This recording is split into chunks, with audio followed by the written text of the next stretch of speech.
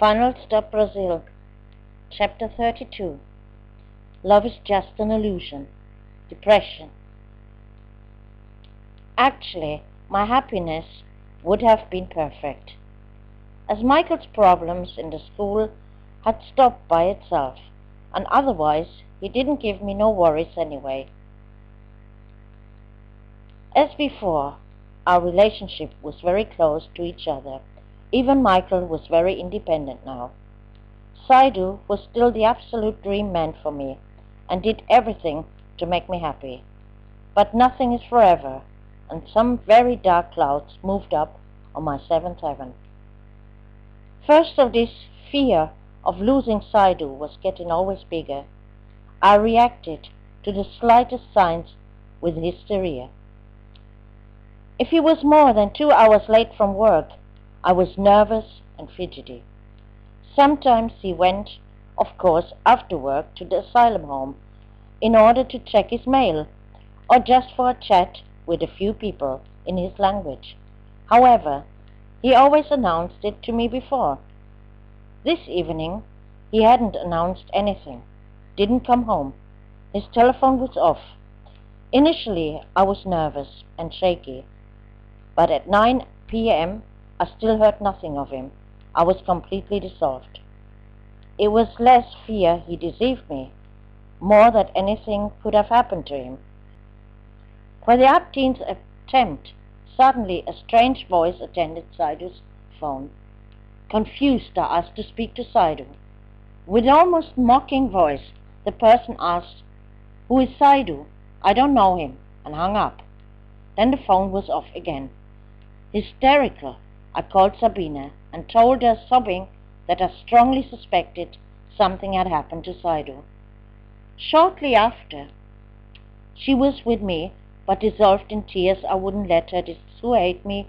Something was very wrong here. Everything will certainly clear up soon. You need to relax a bit again, Rita. This is not normal anymore with you. Come, we go to the asylum home. Perhaps we find someone to give us information, she advised. There, however, no one knew anything. An African woman was preparing a coffee for us and tried to calm me down. Around 11 at night, Saydou stormed into the room. I jumped up and plunged me into his arms. Thank God, was the only thing I could say. Saydou saw I had been crying and asked, "What happened, mon amour?" Sabine explained now how she found me and added, "Saydou, this is worrying. Imagine she would have driven herself. She would have set her car against a tree, as down as she was." Saydou looked at me, worried. Explained then his cell phone had been stolen when he attempted from a payphone to call me and let me know his boss ordered overtime. He didn't reach me, left the cell phone lying in the phone booth, which of course was gone when he returned. The African woman commented to Saydou that he was very lucky to have me, because I was so worried this was true love. But this was no love anymore. It was just sick.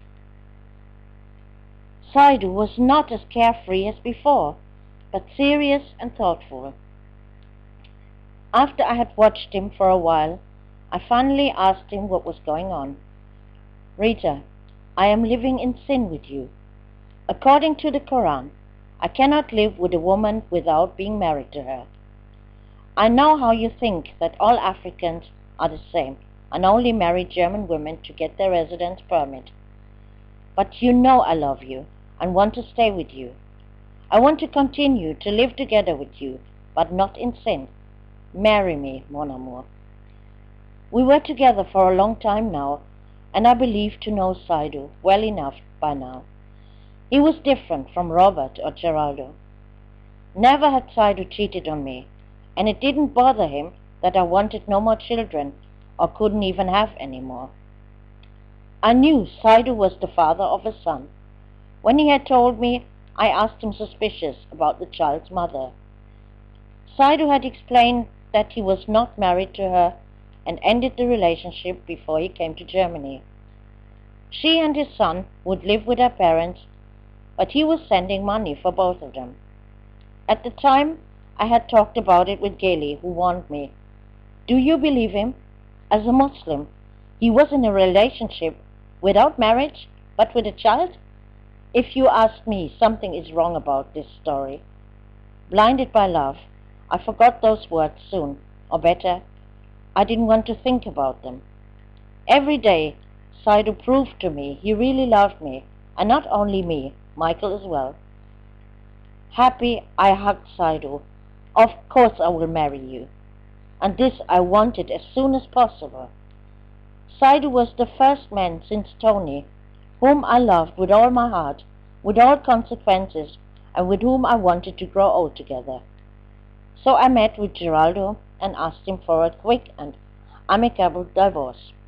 The year of separation was long since over, and if we agreed, we could have been divorced in with a few weeks.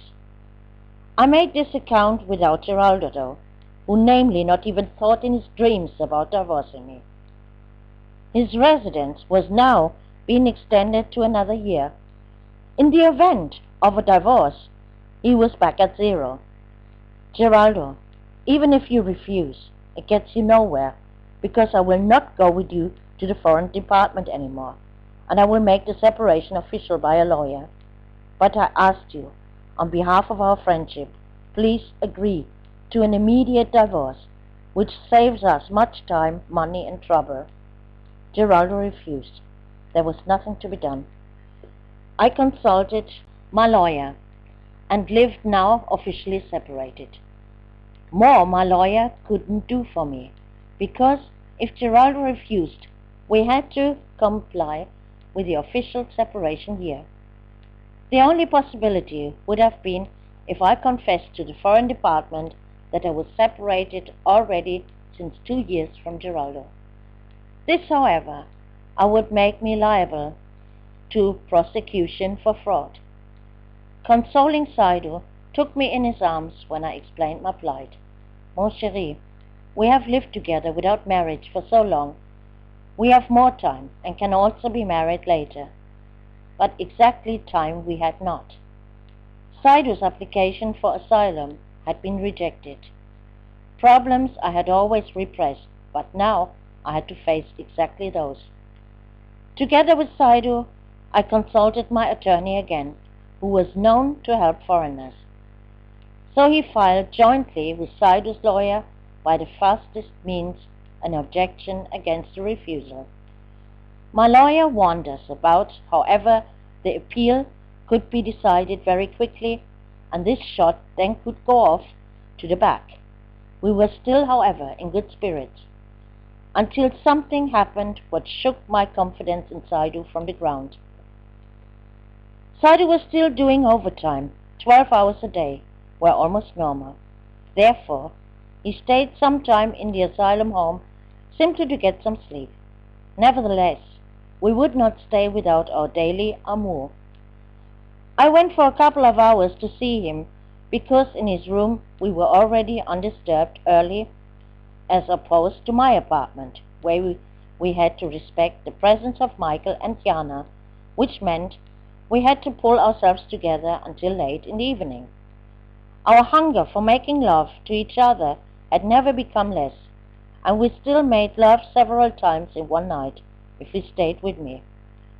On the long run, this stay, however, was difficult and tiring for both of us.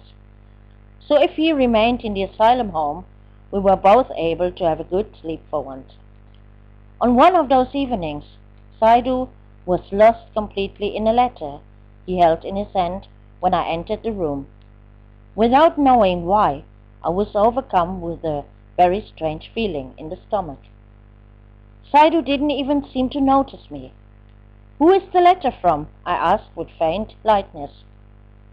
"From the mother of my son," he answered casually, without averting his eyes from the lines.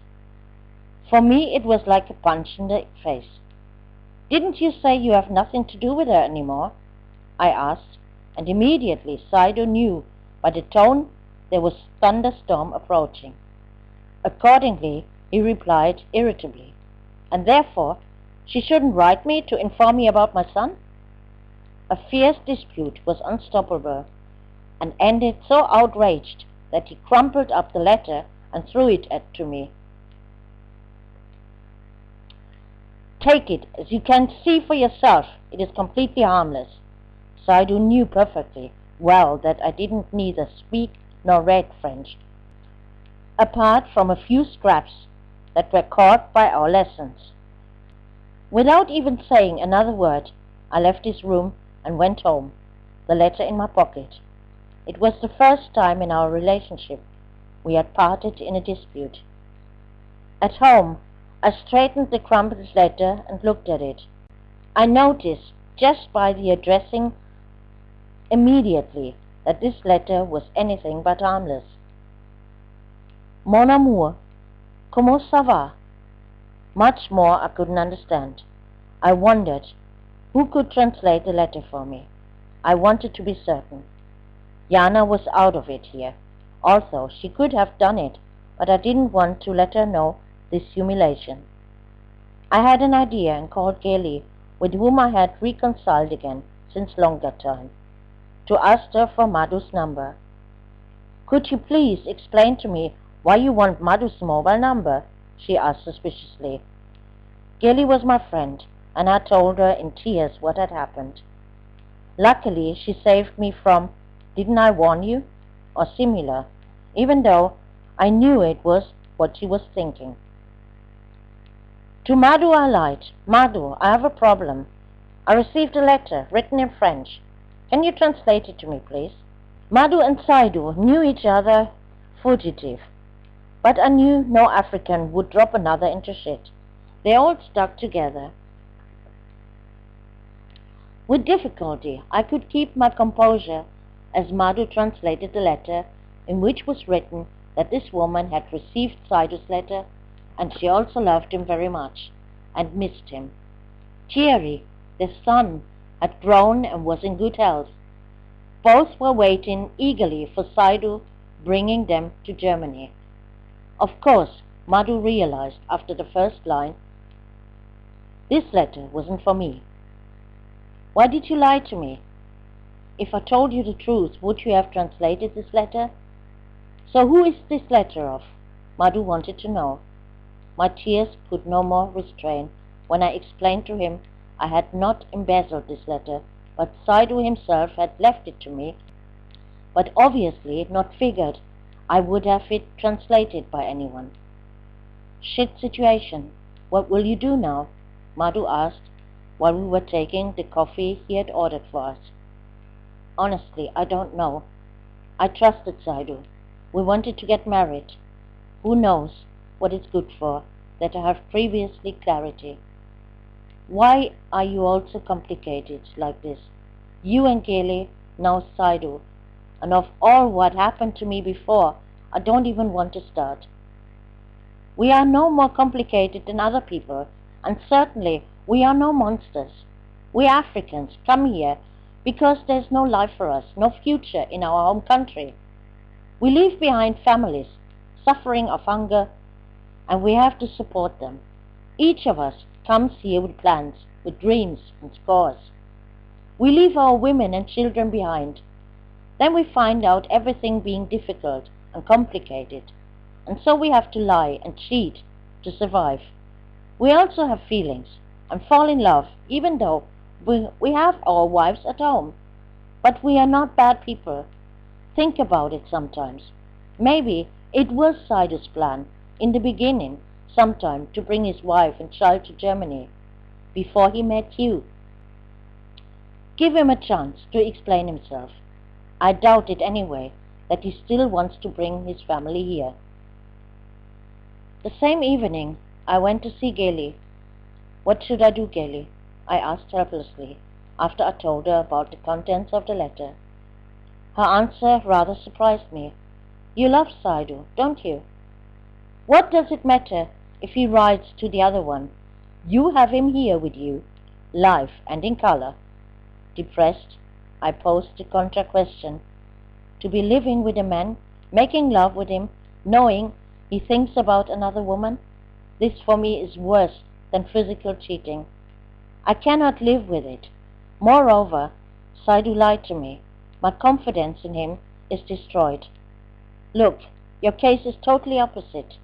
Madhu wanted your help. You've denied. He himself has confessed to you about the other woman being pregnant of him. But it means nothing to him, and you are still together. For Madhu, only the child is important, and if you ask me, you are just as important to him. This story would be easier for me to forgive, if there is anything to forgive. But with Saydou, how should I carry on like this? At least, he can't put her under your roof telling you she is his sister anymore. I already read about cases like this on internet, in when Africans brought their wives from Africa and introduced them to the German woman as a sister, and then lived with both under one roof. Gilly gave me the website where German women exchanged their experiences with African men. In addition, there was evidence of cultural events, offered shows, and various contacts. You really should take a look.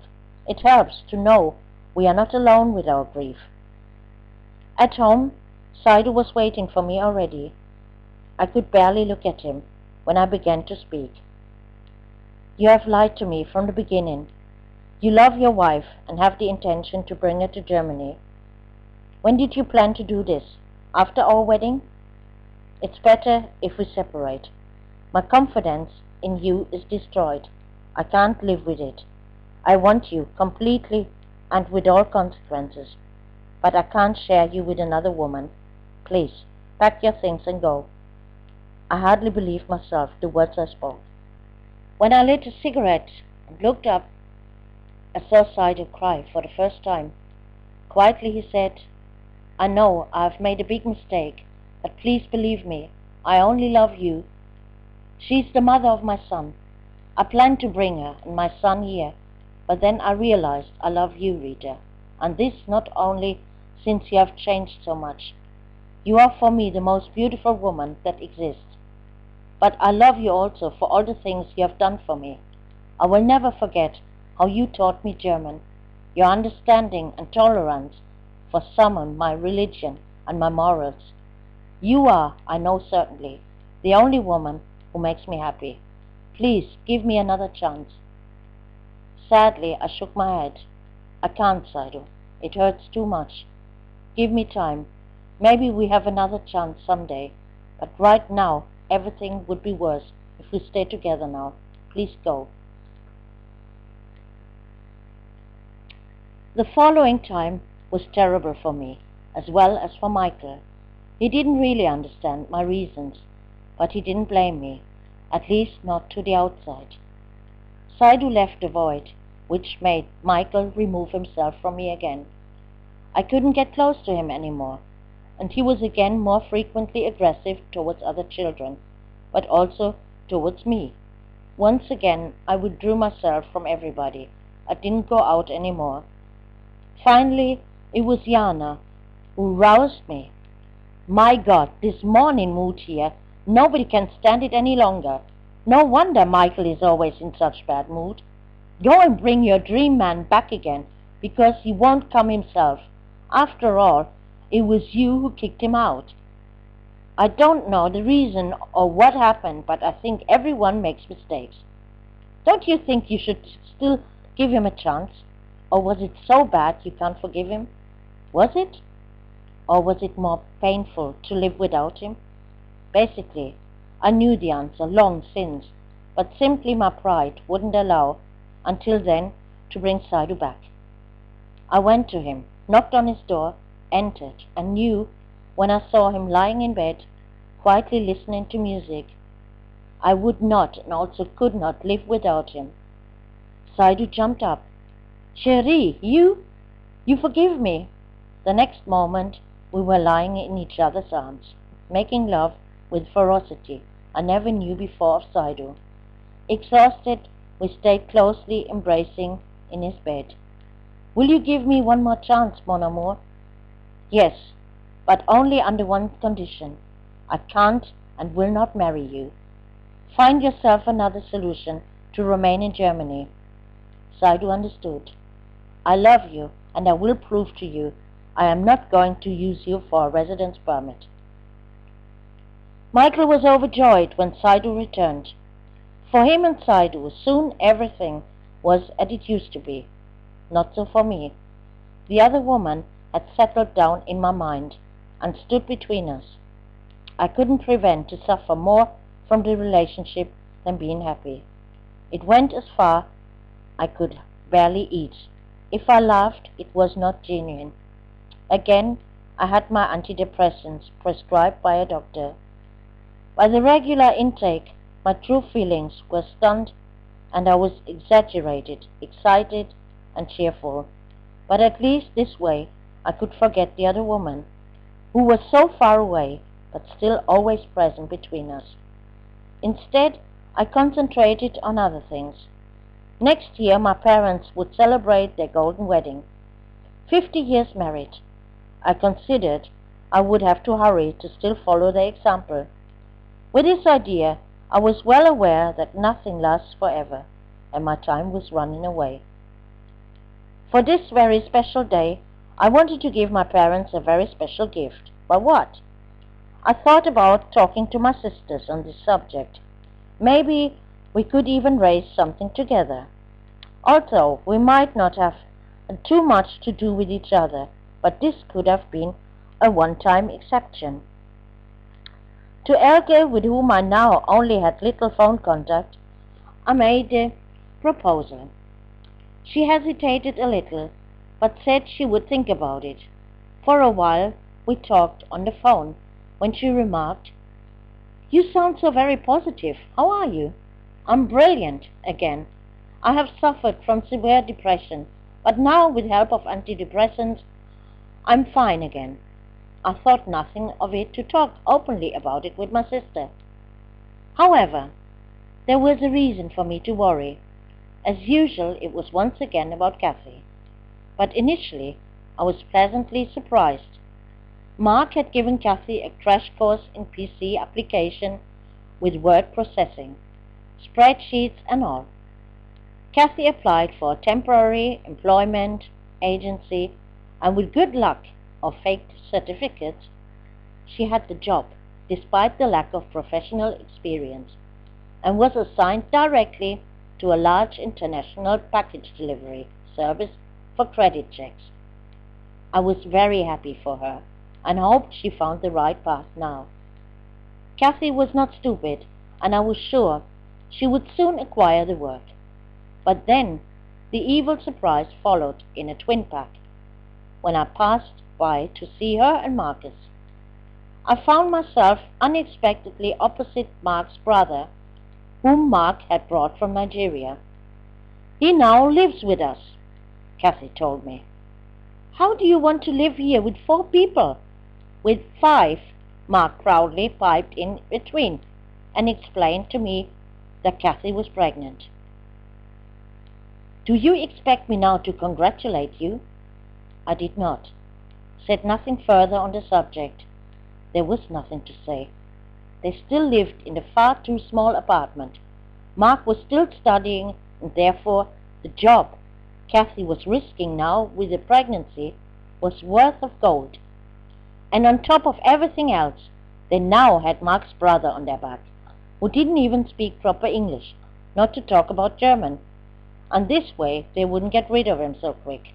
For my part, I was personally annoyed by the annual calculation of the youth welfare for Kathy's care costs I was paying year after year. The youth welfare calculated interest and compound interest on a monthly interest rate, an annual percentage rate, as the worst loan shark would not even consider taking out of his victim's pocket. The total amount was never getting less, and I figured I would probably be burdened with it until the end of my life. Under normal circumstances, I would have grabbed the phone and told these bandits what I thought of them, as I did every year, although it didn't get me nowhere. But under the strong antidepressants, I said to myself, "Oh hell, I don't want to get crazy." Much more, I devoted myself to the positive things. Despite Christmas fell this year into the Ramadan time, I wanted to create for us a really nice Christmas with all the trimmings. Early I began to buy gifts and Christmas decorations such as lights, window paintings, figurines, candles, and Christmas tree ornaments. Everything I wanted brand new. Around me it was noticeable that many people were in good spirits and optimism. All talked about the millennium, from a beginning of a new time. Sure, it was something special, and I also had my expectations. The year 2000 would surely all be better, a whole new beginning. As long as I still had no idea about an appropriate gift for my parents, I concentrated on buying the wardrobe for the big celebration. For hours, I pulled Michael from shop to shop. It would be a huge celebration, and the entire family I hadn't seen in ages would come traveling to participate. My parents should be proud of their grandson in every respect. In a children's boutique, I finally found what I was looking for. Elegant black trousers with a dark grey jacket, very chic, with its contrasting black collar, both in expensive suit quality.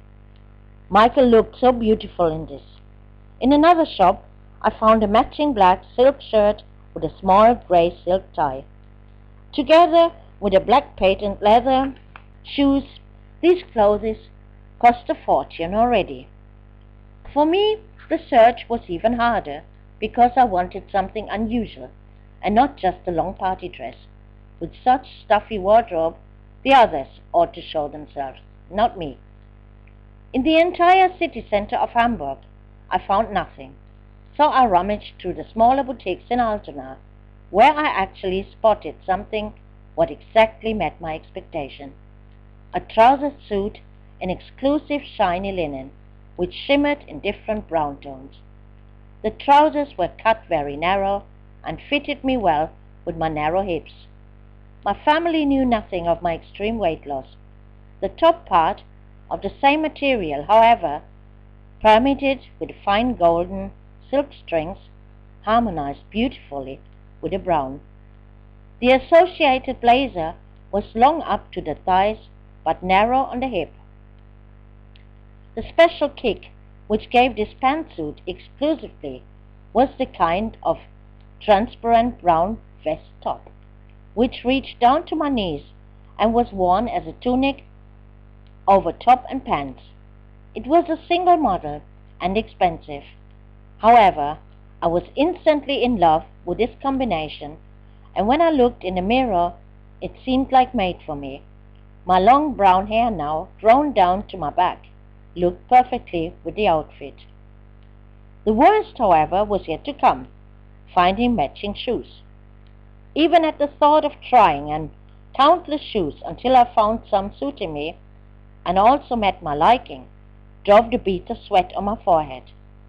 With my feet, I am a living nightmare of every shoe shop attendant. But I had set it into my head to find shoes. Long after closing time, I returned home with my gala robe and the matching brown pumps. Saydou was already worried and suggested I should think about buying me a cell phone so he knew where I was and if everything was okay. Saydou was right, indeed. Everyone around me was already equipped with mobile phones, while I was basically, with technical innovations, the second-class one. The absolute last place was occupied by Sabine, who didn't have absolute no connection with electronic devices. I didn't want to know anything about it. And if she did decide to buy something, then she hung behind a whole generation. While others already had chosen for DVD devices, Sabine went off and bought a video recorder. But this moment a cell phone was financially absolutely not possible for me. My budget was more than exhausted. When I tried on the new wardrobe, Saydou looked at me, like seeing me the first time. "You are very beautiful, mon petit," he remarked as he shot numerous photos of me. In early December, a day before the start of Ramadan, Kadriya was preparing a big dinner, like every year. We participated. Along the years, I had learned a lot about the Quran and the Islamic faith and religion, and respected this very much. However, the time of Ramadan was hard because I saw very little of Saydou. He had explained to me once he not only had to comply with the jizya, but at this time also had to be celibate because he lived the entire year in sin with me. Due to respect, I didn't visit him during this time and took it down with a heavy heart when he went back to the asylum home after his evening visits. But I was missing him very much, his hugs, caresses, everything. A month could be a very long time. I used it, however, to reconcile with my friends again, and also saw Renata the first time after our quarrel, when she invited me to her birthday. Renata was shocked when she saw me again after this long time. "Rita, my God, you're just skin and bones. What on earth did you do? You're not sick, are you?" Laughing, I explained to her I felt very comfortable. My surprise was not less, because Renata was the exact opposite of me. She was pregnant, fat and round. I could see she was very happy about it. "And will you marry your boyfriend?" No, she didn't want to. She didn't see no reason to get married, at least not yet. "Are you going to cope financially?" I asked anxiously. "Of course. I'll stop working and let the social welfare pay for me. The benefit extends are not going to help me back and forth." Then she came back to talk about my weight. "Has it got something to do with Saydou? You're so thin. How is it going with you two anyway? Are you still so much in love, like doves in the beginning?" I nervously lit a cigarette, but my trembling hands were not hidden from Renata, of course. In her bedroom, where she showed me proudly the baby cot, she pulled me in front of the mirror and said anxiously, "Rita, look at you in the mirror. Even the makeup doesn't help covering up those rings under your eyes. Your hands are trembling. This must have a reason. You don't want to tell me seriously you're happy." "Oh, who is really happy, Renata?" I incited. For the Christmas party of our company, I dressed the new pantsuit for the first time, but let off the lead vest. I fudged my hair to a knot in the neck, which I fastened with an elegant clasp. Saydou was thrilled when he saw me. "I'm afraid I'll lose you to another man, as beautiful as you are," he said, half jokingly. "Never, Saydou. I love only you," I replied, pulling him down to me so I could hug and kiss him.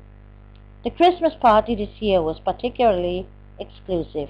In the port of Hamburg were two archetypal replicas of Mississippi steamers, which made their turns for hours on the Elbe to have insight of the luxurious constructed ships, a celebration with shows, variety, music and dance. The absolute highlight, however, was a typical first-class South State buffet with plenty of grilled meats, salads, potatoes in all different variations, and much more. Impressed by this evening, I immediately decided this would be a gift for my parents, an unforgettable evening of entertainment and great food. From my two sisters came nothing, no response, no proposal, not even a call. After I reminded Elke several times, and she already gave the impression I was getting on her nerves, I decided to pay the vouchers for my parents by myself. And not only them. Additionally, I reserved for my parents, who never in their lives had spent a night in a hotel, a double room in the five-star hotel Fürst Bismarck, with a wonderful view across the harbor of Hamburg, for one weekend. Both vouchers would be able to be redeemed by my parents whenever they wanted. Jana was enthusiastic about the idea. She was doing business in the area of graphic design and designed for me a cute booklet with photos of my parents in which she enclosed both vouchers. This expensive gift, however, brought me to the very edge of my overdrawing limits of my account, which was not small. But I didn't worry about it. What should ever happen to me? Michael, Saydou, and I celebrated Christmas very harmonious. Everything sparkled and shone in Christmas splendor. The Christmas tree, the window, the entire apartment was decorated with lights. I was eager to prepare a turkey for dinner. Christmas Eve, Saydou came on time for the presents. As a Muslim, he didn't really have nothing to do with Christmas, and didn't have no presents for us either, but it bothered me little. I gave him as a gift a new expensive watch. Michael was happy about the stereo for his room and the games we played together. We watched videos and heard international Christmas music. It was for me the most beautiful Christmas I ever had, and never more should have. My birthday was initially less nice. Like pretty much every year, I was very much depressed this day. Grown older another year. 39 years old. How terrible. I was terrified of aging. I just didn't want to become older. Michael forgot like every year my birthday, but this day I was more vulnerable than normal, so it hurt me more than usual. Finally, he was getting older and more mature, and I found it unseemly, him just simply ignoring my birthday. Beastie, I announced, your next birthday I will also simply forget. I would like to see your face when you find, instead of a huge stack of gifts, nothing for a change. Oh, I'm sorry, Mama. Congratulations. I go to Kevin, okay? He said this, gave me a quick kiss, and was gone. It was already 11 in the morning. Nobody called. Nobody seemed to remember my birthday. With sadness, I thought back to the times when I worked in the sky, and how on my birthdays my house was already full in the morning. I had been surprised with flowers and other gifts, and later in the sky, cake and champagne was waiting for me. The phone woke me from my thoughts. It was my mother. Happy birthday to you. How are you? Do you know that Patrick and Kim... The rest I didn't even listen to. Along the time, I accustomed myself to switch my ears off as soon as my mother was on the phone. To her, it was enough if I admitted every 2 minutes, oh yes? It interested me very little when she spoke for hours about her grandson and his sister, the grandchildren of my oldest sister, or even worse, if she complained about all her aches and pains. How I was and Michael, she was not interested. She never had been. On the last visit of my parents, my switching off my ear training was already so excellent when she recited 2 hours about her fall and the resulting injury on her knee. I said every few minutes, oh yes? Then she took a breath, and I finally woke from my lethargy, looked at her bandaged leg and asked, what have you done to your leg? Which earned me a sharp jab of Kathy, who sneered at me, that's what you was talking about the last 2 hours.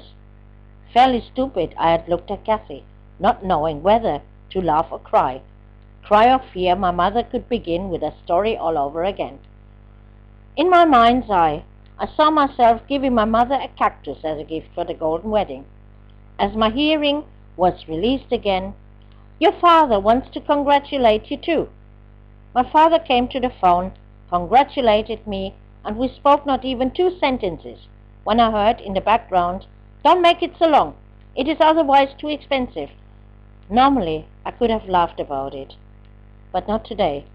With a cigarette in my hand, I was sitting in front of my coffee and wept uncontrollably. The phone rang again. I hesitantly answered. This time it was Kathy, who could hardly forget my birthday. Happy birthday and all the best. Yes, thank you, for you too the same. Thank you. Did you cry? No, I'm just tired. I think I will lie down again. Okay, until later. We'll come at coffee time, okay? Not that. To my surprise, Saydou already came at noon and asked me with consternation what was wrong with me. Oh, Saydou, I feel so shit today, so alone, old, and oh, I don't know. The call from my mother has made things worse. I'm not even important enough for Michael to think of my birthday, I wailed. Saydou laughed. You're not alone. You've got me. And old you're definitely not, Rita. You look like 25 and not like 39. When are you going to believe this at last? It's just a number which means nothing. Michael loves you. I know it, but he's just a child. Don't look at it so tight. He took me into one of his arms, and with the other he had held so far behind his back, he handed me a beautiful orchid and a package I unwrapped to take out the box of a cell phone, a cute, bright yellow phone with a matching yellow recharging stand. Saydou explained to me how it worked and showed me the special way I could operate it even with normal batteries, if should ever be far from a power outlet to recharge it. Even while driving, I could use it well with a speakerphone. I needed not even take hold of it. At least, I don't need to worry anymore that you get lost, Saydou joked. Again, I began to cry, this time out of emotion. Saydou, you're everything for me. A friend, you're like a father, a brother, and a wonderful lover. You must never leave me. Don't worry, mon amour, I will never leave you. Michael came back and admired the new phone as Saydou took him aside and whispered something to him. Both went outside the door. I was surprised as Saydou came back into the kitchen without Michael, who silently left the apartment. Before I could ask, the phone rang, and then one call came after another. What are you complaining about? Saydou laughed. Spirited, I threw myself over him. I wanted to kiss him when I remembered I wasn't allowed to do so. Today is your birthday. Ramadan is off today, he explained, pulling me into his arms and kissed me deeply and passionately. Michael came back with a huge bouquet of flowers he handed me with his impish grin. We spent the afternoon with Kathy, Mark, and Marcus, who joined Michael to misuse Saydou as a riding horse. Mark and I had not seen for a while, and now he threw admiring glances at me with the remark, with you too, a stranger couldn't necessarily tell who the mother is and who the daughter. Thus, he earned some violent views from Kathy. When Sabine arrived with Tom, Kathy was suddenly in a hurry to go home. If Kathy hated someone, then she hated forever. Sabine brought me a cute gift, a bottle of champagne with 2 crystal champagne glasses on a silver tray, packed in transparent plastic and wrapped with colorful ribbons. This bottle is for you two, for romantic moments. But I hope you have another bottle in the fridge, for now we have to toast on your birthday, she said with a wink. Champagne I had actually sidelined for guests, but as Sabine handed me a glass, I looked helplessly at Saydou, who smiled. Drink, today's your birthday. I noticed Sabine and Tom exchanging a meaningful glance. Michael wanted to celebrate New Year's Eve with his friends, and the 4 of us went to a Chinese restaurant, where we had previously reserved a table. It was a beautiful, romantic evening, and even Tom behaved himself. The Peking duck was a unique delicacy. We were philosophizing about things that should be better in the new millennium. Sabine joked, you two, just watch out, you're not going to be stuck in a lift at midnight. I've heard that computers and electronic control systems could fail at elevators because of the technical difficulty about the problem with the 3 digits 0 behind the 2. Laughing, Saydou put his arm around me and said, I wouldn't find it too bad. It could be a good beginning of a new year with amour inside the lift. Sabine countered, from this point of view you're right, but don't forget tomorrow is a holiday, and I'm not so sure whether you will still find it so nice after tomorrow when your stomach will hang down to your knees. We all had to laugh. Then we said goodbye in time not to get stuck in the elevator. Sabine and Tom wanted to celebrate the new year on the Reeperbahn. Saydou and I were at home just before 12 o'clock, in time to make a toast at midnight with alcohol-free apple cider in the new champagne glasses for the year 2000 and our future together. Saydou kissed me tenderly and began to take off my clothes. Quietly I protested. "You may not, Saydou," he whispered hoarsely with excitement. "Shh, mon chéri. The only thing I want now is amour with you." Before we left for the big celebration, I gave Michael the final touch in the waltz to make sure he would stick to his promise to dance with me.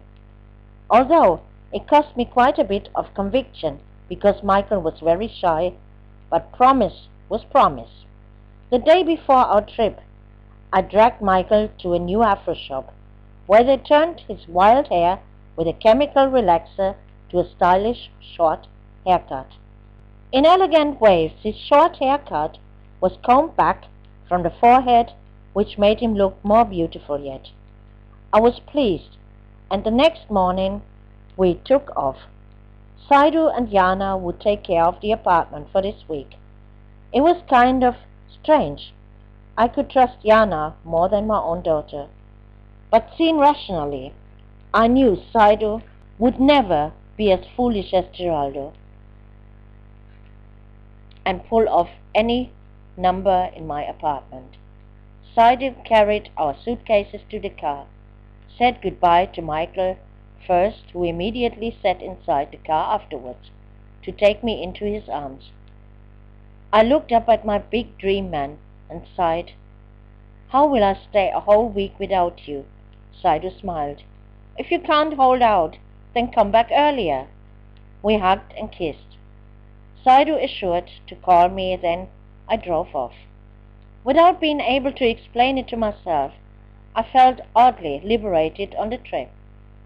Good naturedly, Michael and me joked and sang. My spirits fell, however, the moment I saw these snow-capped white mountains all around. And it became worse the closer we reached our destination. Oh, how much I hated snow, especially if I had to drive, or better slide, the ice and snow-covered mountains up and down. Finally, we reached our goal after Michael had asked at least 50 times when we would be finally arriving. My mother opened the door, and her eyes told me she recognized me only by the fact that Michael was standing next to me. Because it took a while until she pulled me to her breast to give me her obligatory kiss on the cheek, I grudgingly endured. "My goodness, you've lost weight," she cried out, startled, when I took off my thick winter jacket and stood before her in my dark blue silk tight-cut blouse and my tight trousers. In the kitchen, we were greeted by my father. "You look good, both of you. Michael, you too. How are you? How is school?" Since already many relatives, friends and neighbors filled the apartment, Michael saw himself confronted with a lot of strange people, so he answered, due to his shyness, rather coldly. I had initially to orient myself, whom I knew here, recognized again, or didn't know at all. Seated at the kitchen table, it was obvious, were my two sisters, Elke and Carmen, who was still getting fatter, but she wouldn't let go of neither her horrible peroxide blonde nor the garish makeup she put on her face. Furtively, they both looked at me as I reached to greet them, with a handshake. Elke's husband Rainer hadn't changed much either, except for the suspicious skin spots on the face, which pointed to alcoholism. But what on earth did this Jutta doing here, the sister of Hartmut, the man who deflowered me in my past, and whose family was accused of being antisocial? Oh yes, I remembered. There were now kinship connections, since my niece got herself pregnant by Hartmut's brother. With difficulty I recognized one of my younger cousins again, but her boyfriend I didn't know.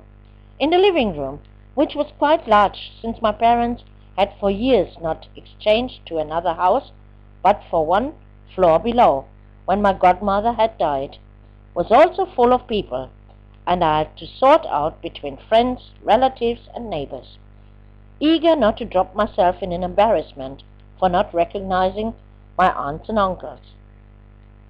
In this round was my favorite uncle, my mother's brother, with his wife, and also the widower of a deceased sister of my father. Here in the living room, the mood was much more relaxed, so I stayed right put, sat me next to my uncle, who put friendly his arm around my shoulders and gave me compliments. "You are very pretty, but you haven't changed much. You are still the little bird." All present were in agreement about it, that Michael was a very well-mannered, nice boy, which made me very proud. He was at once dominated by the 4-year younger Kim, the daughter of my niece. Alcoholic beverages were served, but I declined with thanks, preferring coffee. In the kitchen, my mother washed mountains of dishes, while my sisters were sitting at the table, and apparently nobody had the idea to help. Spontaneously, I grabbed a towel, but noticed the poisonous views of my sisters. What was going on here? Elke had not spoken a single word to me, but it impacted me not too much. In the evening, decorated fears were installed at the front door downstairs, in honor of the wedding couple. Since all guests and helpers had arrived, now the apartment was becoming too small. Tables and chairs were set up in the former laundry, and everybody moved down there, where the drinks were served now. Later, we all went in a caravan of cars to a hostel, where the party was to take place the following day. It was rather practical to have rooms for disposition in the same house. Michael and I were given a room with a bunk bed, Michael top and I was down. Instead of sleeping, I washed my long hair and rolled them in curlers. My bad luck was I found no outlet for my hairdryer, so I waited almost all night for my hair to dry. Without much sleep, I was early on my feet again to shower and to have my hair coiffed into an elegant updo. My hairdresser, who regularly cut and dyed my hair, had explained to me how I would get it done easily myself. Finished with makeup and dressed, I threw a glance at my son, as he was also finished. I was full of pride and love when I saw him like this. Spontaneously, I pulled him to me and said with emotion, "My gold baby has turned into a beautiful young man. But my baby will stay forever. Remember your promise to dance with me." Michael rolled his eyes. We went on our way to the apartment of my parents. In the church, initially, the renewed church wedding would take place. Meanwhile, more guests had arrived. The siblings of my father from northern Germany and the former East Germany, along with my cousins.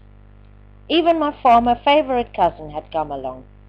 During my childhood, I had adored Bodo when he frolicked with me in the Baltic Sea, or showed me Little Kitten. At those times I was very jealous when he later brought a girlfriend home, his present wife. Now I was just happy to see them both again, like the rest of the clan. I proudly presented my son to everyone.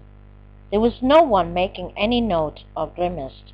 These people were actually very cool and relaxed. Only with my mother, probably something had gone wrong.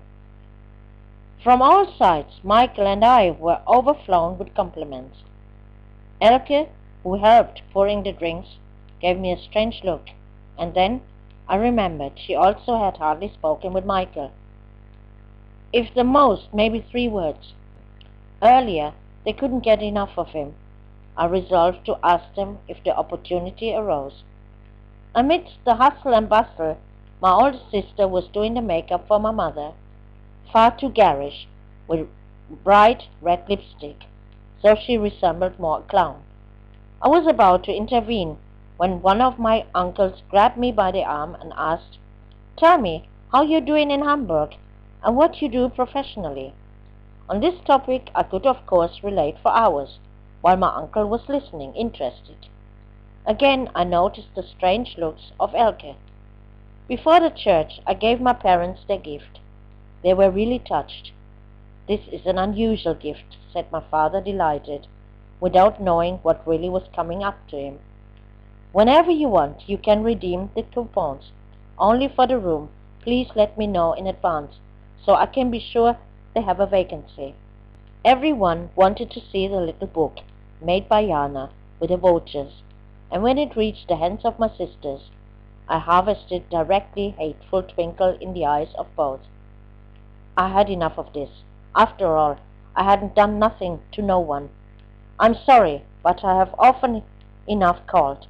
Since nothing came from your side, I just thought of something myself." "Yes, it's true, you're often enough annoyed with your calls," Elke was biting back. I understood nothing at all, but there was no time to talk further about it, yet for me to think about it. The general movement to the church had begun. Luckily, the wedding ceremonial was not much longer than half an hour. How long hadn't I been in a church? The ones I visited for the sight of it didn't count. Michael was bored, as I was, but we bore it with good and iron will behind us. Somehow it was strange. My parents were married 50 years, and now they're married all over again. Then we took buses, cars and taxis to the hostel, where the menu already waited us. Despite the delicious food, I ate very little because my stomach was now shrunk so much I could hardly eat anything, even if I wanted. Michael, in contrast, ate with a big appetite, and my relatives praised him about his well-kept table manners. "My son is finally not a monkey, but a normal person," I thought to myself, but to the outside I was happy about the praise. Even during the meal began the festivities with live band, games, jokes, deposits, and the dance was opened by the honored couple. I pushed Michael in the side, who gave me a mischief look. Must it really be? It must, and pulled him by the arm with me. As we turned in waltz takt, I could have burst with pride. Michael knew the needed steps perfectly and began to enjoy to hurling Mama across the dance floor, as he put it in these words. Hilarious, we laughed, but I could feel all eyes on us. My relatives clapped even applause as we left the floor. Unlike Michael, who now had enough of the dancing business, I was asked by my uncles and cousins and was constantly on the dance floor, joking and laughing with them. Especially as I danced with Bodo, the jubilation was great. Actually, my relatives always liked me very much, and the many years I didn't see them seemed to have changed nothing. We had a lot of fun together. But when I looked around, I glanced to the other side of the ballroom, where Elke, Rainer, and their friends were seated, and wondered whether they couldn't really laugh. My goodness, what a sad life. My father asked me finally to dance, and swung me proud over the floor. It was in history the first time I had ever danced with my father. Again, my eyes met with Elke. She had never learned to dance.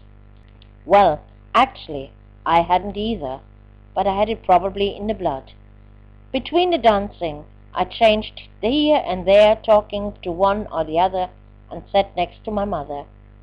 "Who is this old man next to Carmen?" I asked. "Oh, this is her new boyfriend." "What? The man was older than my father. At least he appeared so."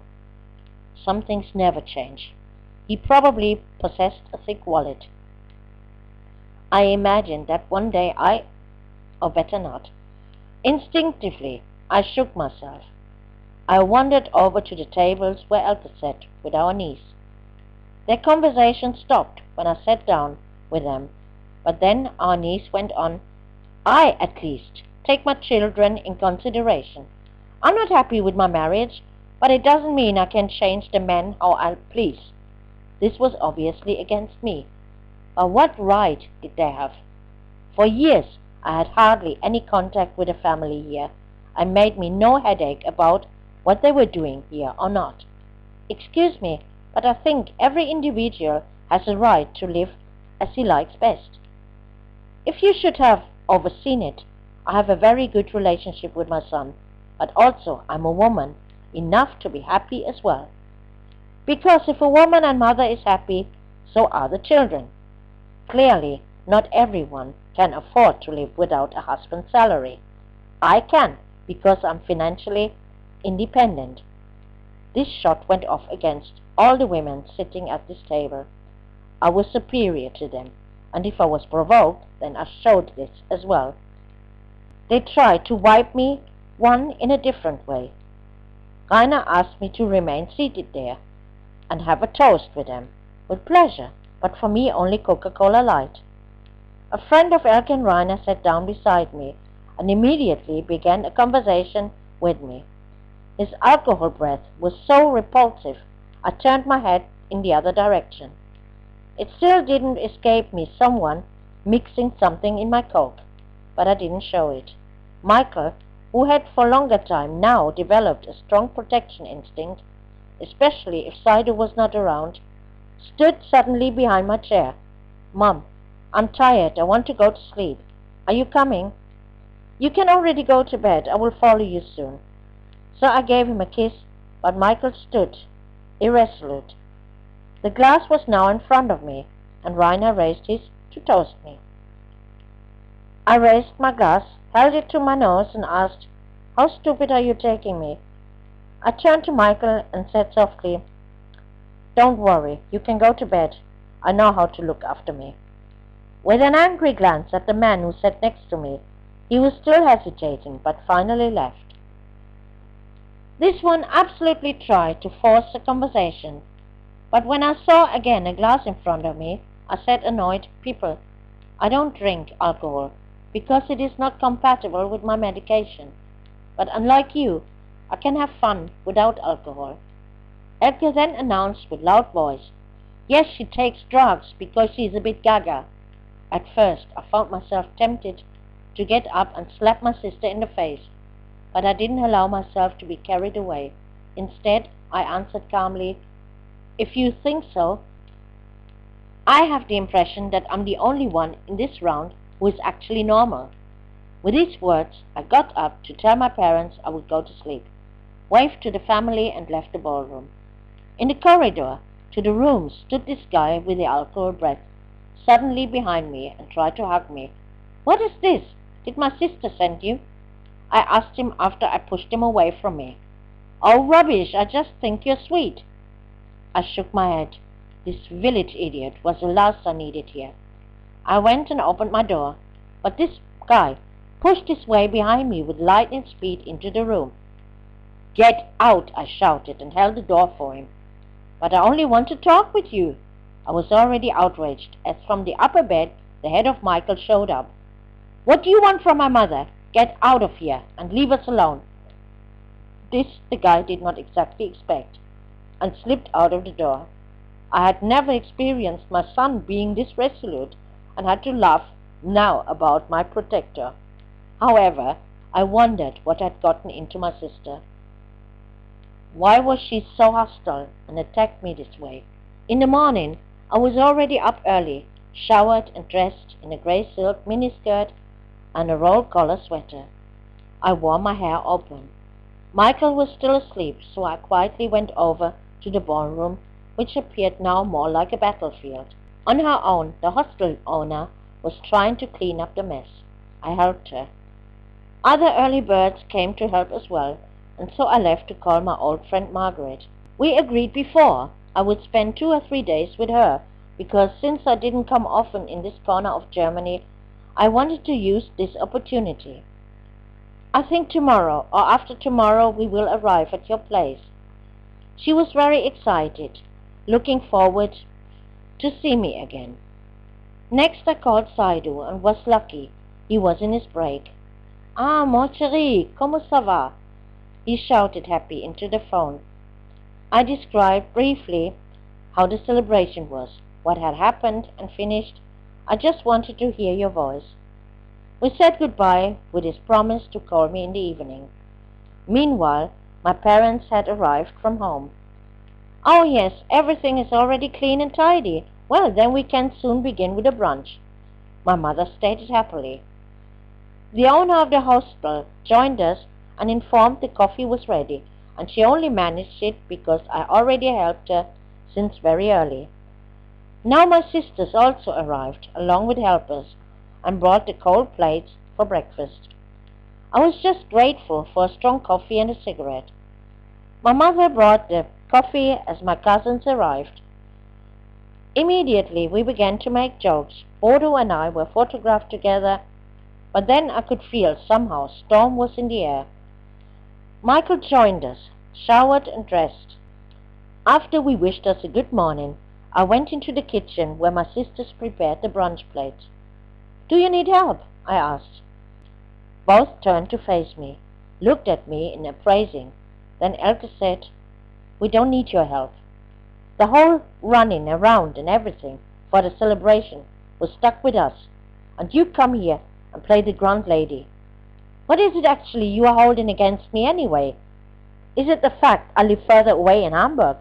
I received no answer, but I knew now I was unwanted here. I turned around, walked into our room, grabbed our bags, and carried the suitcase to the car. My parents had watched from a window what I did and now came rushing outside to ask why I was doing this. Irritated, I stood in front of my parents in a sparkling snow landscape with the fir trees white and the sun making a picturesque image, and remarked, Don't you see it? I'm leaving. I don't need this crap of your other two daughters. Where I'm not welcome, I have no desire to stay. I'm sorry. It was a nice party. Thank you for everything. And you are always welcome in Hamburg. But if I come back here, I doubt it. My mother muttered something about misunderstanding, and it was certainly not meant this way, but I had already driven the car to the front door, and called only to Michael he should get his jacket. My father said nothing. He was sad. I said to my mother before parting, You were always on the side of your favorite daughter. Just ask her what she did last night. To me, this episode was not simply passing, and I wept bitter tears on my way to Margaret. I couldn't be quite happy about the reunion with her. You really do have weird sisters, Rita, but don't worry too much about it. This is pure envy.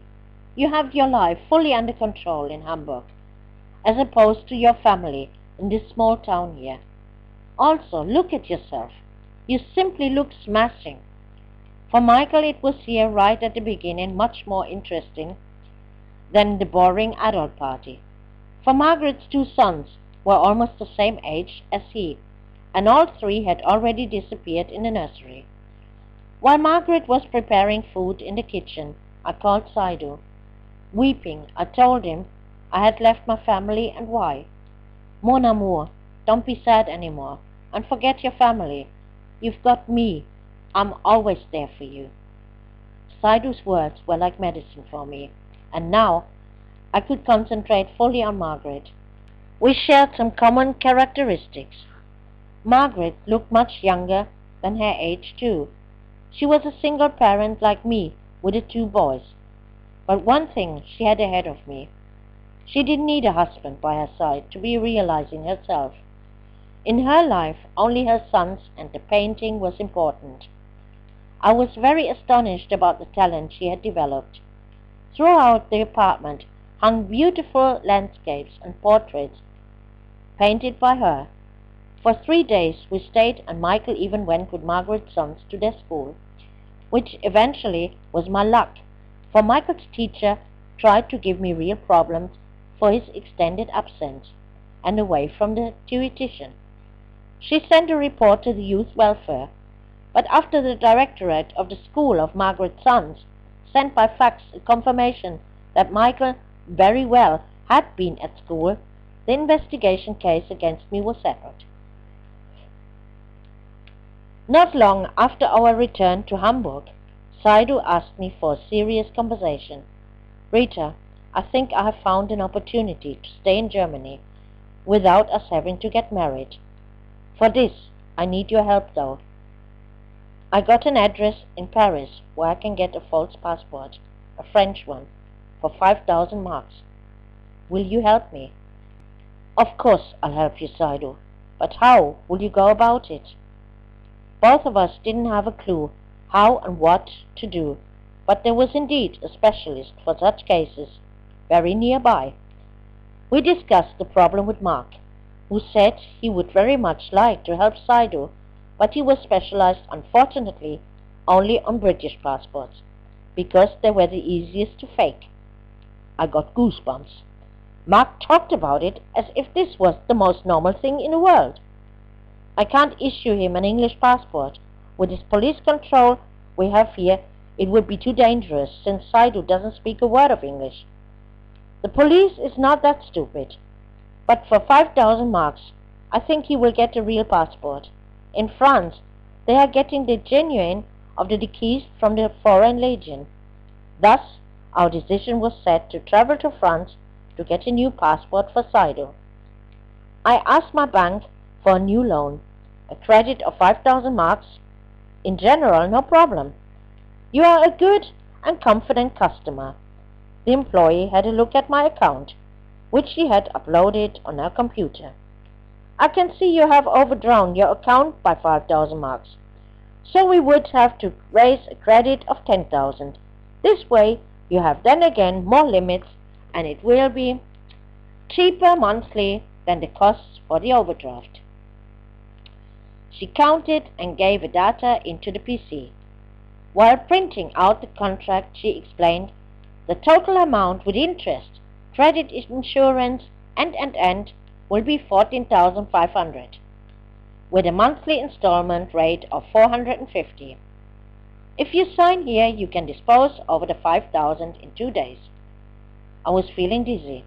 Of course, I wasn't thinking in advance about the overdraft and had based on a simple credit of 5,000 marks, which Saydou, as he promised me, would pay off for me. Now I was stuck with a new credit of 14,500. Firm, but what to do? Saydou was going to prove to me he wasn't with me for a residence permit. Actually, I would have done everything to help him. This time, Michael would stay with Cassie during the weekend. We would go to Paris. The less people knew, the better it was. You need a different car, Mark advised. Your car isn't neither fast nor big enough. How long do you want to be on the way with your snail Peugeot going to Paris? Besides, you need to schedule everything. Usually, all European borders are open, but you still could fall into control at the border. Then your trip will be all over. Saydou has no documents. With a large car, you drive very casual across the border, with Saydou in the trunk. These days, they hardly control the cars from inside, unless exists a certain suspicion. But if they see a black guy on the passenger seat, they will stop you with certainty. Saydou, as an asylum applicant, is not allowed to leave Germany unless the direction of Africa. Mark was trying to joke. I didn't feel like joking at all. I felt sick at the thought of a border guard asking politely, "Can you please open the boot?" I already saw both of us in handcuffs. My fear was probably written in my face, for Mark incited rapidly. This must not be happening. These are just precautionary measures. What do you think how many I have already brought over from Holland and England? With horror, I thought of the traffic in Paris.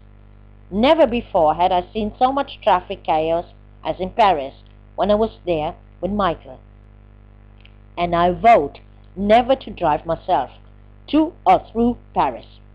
Now I was about to do exactly this. The normal side of my brain alerted me. This is crazy, don't touch it.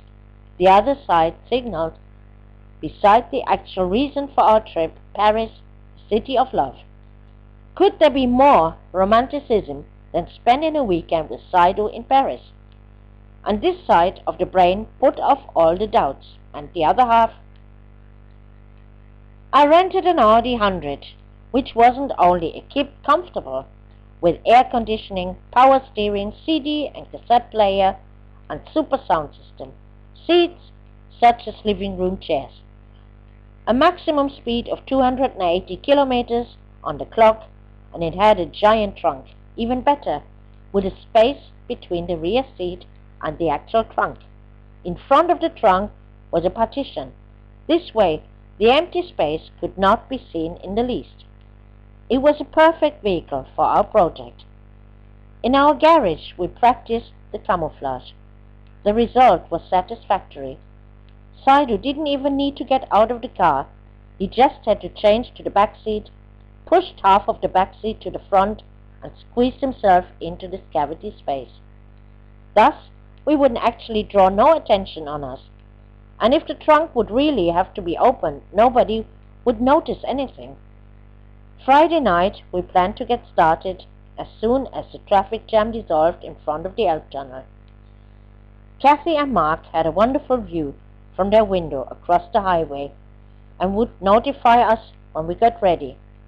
Our luggage, drinks and lots of music in form of CDs and cassettes had long been stored in the car, and so there was only one thing to do before we started the long night journey: lie down and rest. This was mainly for me, because Saydou wouldn't only sit next to me, but sleep was impossible, as always, when Saydou and I lay next to each other. Saydou warned me time and time again I had to sleep. Also, he himself could not resist this crazy fire of passion, flaring up between us over and over again. Then Kathy called at 7:30, "The tunnel is free. You can make a move now. Good luck." With excellent spirits and full of hope for our future together, without constraints, we went on our way. Saydou was beaming happy and satisfied about his comfy seat. Hilarious, we laughed as he played with the buttons on the seat and suddenly wasn't sitting but lying next to me. I inserted the tape with R&B music, turned on full volume, and put my foot down on the gas pedal. At the last moment, I remembered the speed cameras just before Bremen. Unfortunately, too late. Please smile when it flashes, and it flashed.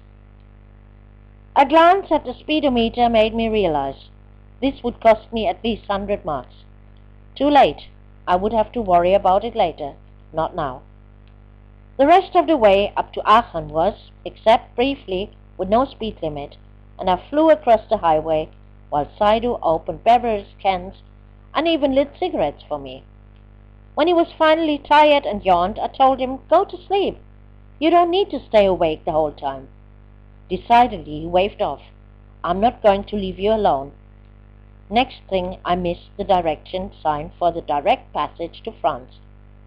I had just been too fast and rushed past it. Perplexed, I left the highway and got completely lost on a country road until I finally saw another sign leading on the highway to Luxembourg.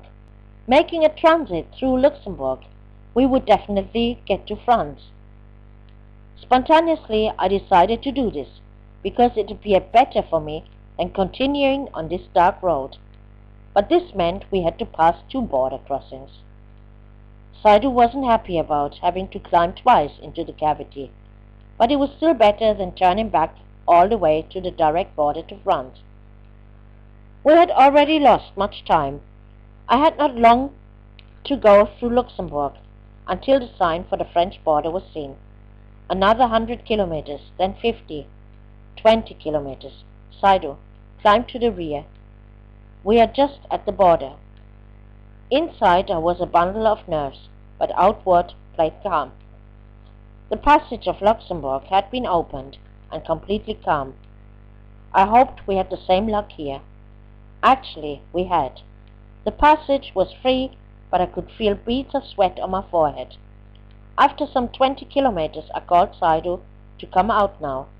I knew he was also tense. After about 50 more kilometers, I headed to a restaurant, which was opened already, or still.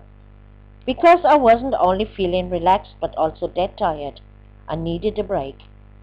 Hand in hand, we entered the cafe, and I left it to Saydou to order a complete breakfast for us. The waiter was very friendly to us, which made me laugh now. Saydou looked at me quizzically, and I whispered to him he wouldn't be so friendly if I had ordered the breakfast. I explained Saydou the historical hatred entertained by the French against the Germans, and told him of my experiences on the trip with Michael. Saydou was doubling up with laughter. With lots of courage, I ordered myself another café au lait. Saydou beamed at me. Parlez-vous français? Before we continued our journey, Saydou had the waiter explain to him the way to the meeting place, a hotel. I had to smile. This here was his terrain. Helpful, the waiter wrote down how I had to drive. Warned, I should remain on the city motorway, heading towards the Peripherie Norte, and exit exactly where he wrote down for us. Saydou knew I had a fear of haste to be driving here in Paris, and laid a calming hand on my thigh. He looked intently at the signs while I was only focused on the now increasing traffic. Calmly he said, still straight towards Peripherie Norte. You will make it, Jerry. Finally he gave me instructions to turn right and piloted me safely through the streets, while I cast lightning glances in all mirrors when I had to turn. Here it truly paid off what I had learned once. Always kept to it, and so far always been without accidents. You must always respect and take care about the stupidity of other drivers. The streets of Paris were full of idiots. I stopped the car so Saydou could call our contact man, because we couldn't be far away anymore. Shortly afterwards, Saydou piloted me safely to a side street where the hotel was. An African was waiting for us at the corner, away from the entrance of the hotel. I parked the car, like everyone here, in the second row. Saydou got out, and the two men exchanged a few words. Then he signaled me I should go through the already open door into the garage. I held my breath. Never had I seen such a small-built parking garage. Saydou, who was back at my side, was just as terrified as me. He got out again, and both men piloted me, meter by meter, through the narrow curves in millimeter distances to the concrete piers downwards. In this huge car, I could neither see anything at the front nor at the back, and I could only rely on the shouts of the two men, until at last I was parking in a lot. When I got out, everything was turning in front of my eyes, and I had to sit down again.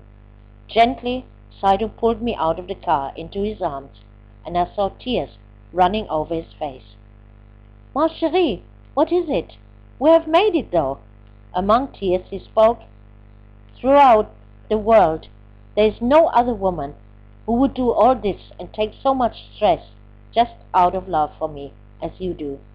I know what you've been through on this trip, and anyway, I swear to you, if I have the pass, I will make you happy until the end of our lives. Je t'aime, mon amour.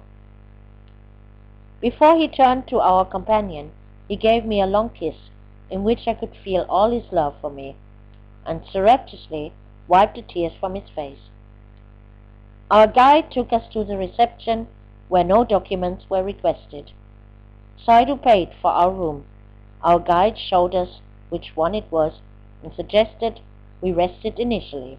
Our business partner would in any case not arrive at the hotel until the afternoon. He left us alone, and we dropped ourselves on the huge double bed. In fact, hugging each other, we slept at once. Saydou heard the knock at the door first, and woke me with a kiss. Wake up, chérie. Somebody knocks on the door. With force I got up and felt like drawn through a sawmill. Forced me into the bathroom and under the shower, while Saydou was talking to the man in French. Our man had arrived, but he wanted to speak with Saydou alone. Saydou translated to me that he had refused. I told him, you are definitely with me, because you are the one having the money. After Saydou had a shower, we took the elevator down 2 floors and entered a hotel room where 5 Africans were present. We were initially greeted kindly, But after a short time, a lively debate ensued, and this important man repeatedly looked in my direction. I didn't understand a word except Saydou's no. He repeated several times. The guy didn't like that I was there. Apparently, the subject changed because the man spoke a little quieter now, but I didn't like Saydou's facial expression at all. Something was wrong here. I was surprised when the man suddenly turned to me and said in perfect English, "Look, I'll get your man a passport, a real one, not a fake. Defective material. You give me the 5,000 marks, and tomorrow you have the passport." Now I knew how to interpret Saydou's expression. "You knew we are here today.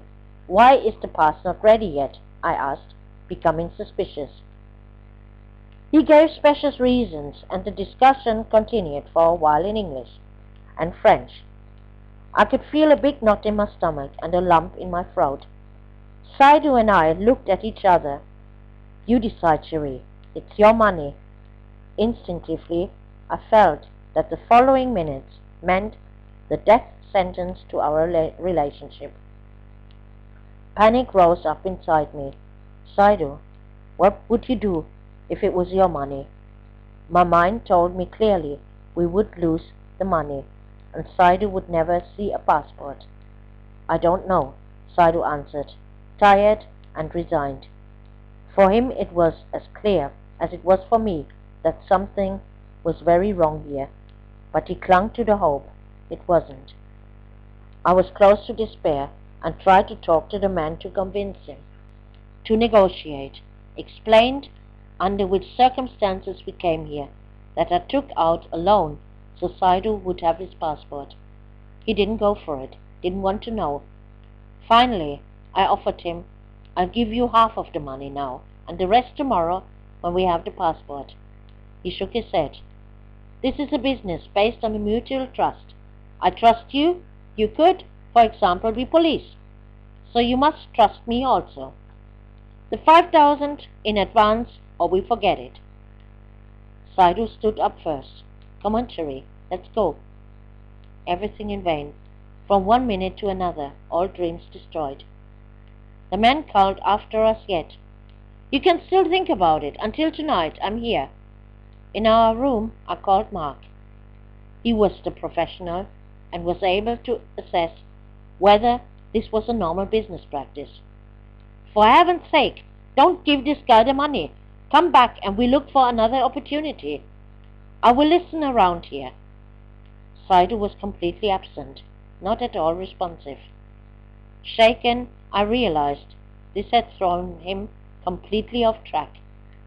He almost fell for an impostor, and even worse, all his hopes and his plans were destroyed. "Saydou, talk to me, please. It's not my fault, and also not yours," I begged, crying. "No, it's not your fault," he conceded, without looking at me. But I did feel guilty. Weeping, I let myself fall on the bed. The 5,000 marks were in an envelope on the table. Until tonight, the guy was still there. Should Saydou go and take the money and give it to the guy? Maybe he would even have a passport until tomorrow. With this thought, I fell asleep.